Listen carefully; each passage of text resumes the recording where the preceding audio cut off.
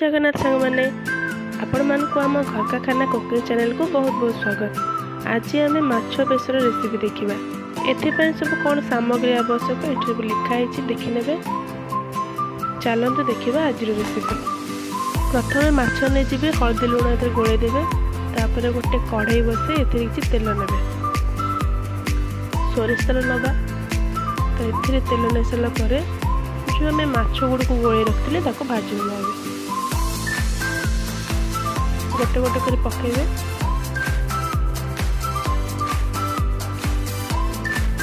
देखो आप तेलर कैपेसिटी अनुसार माछ नेबे माछ को भल भाव में भाजी ना। देखो ये भाव में माछ को भल भाव में भाजी नहीं तापर कड़े पुणी किसी तेल ना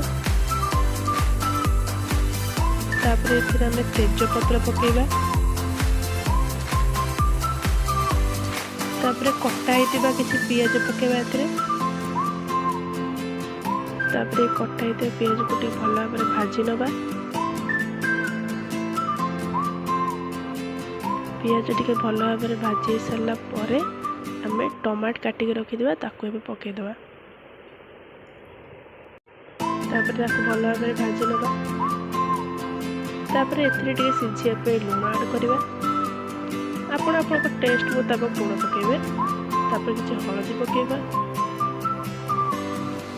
तापर आम ये सोरिष मसला बाटी रखते कला सोरिष रसुण कच्चा लंका पकईकि पेस्ट होता पकईदेली तापर काश्मीरी लंका गुण गोटे चम्मच पकईले तापर किसी पानी ऐड करदेवा तापर एटाको भलसे गोल दबा कारण ये मसलाटा बेसी टाइम कषा जाए।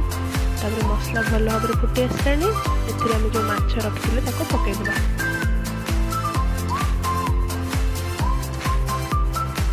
सोरिष मसलाटा बेसी टाइम यहाँ कषा जाए से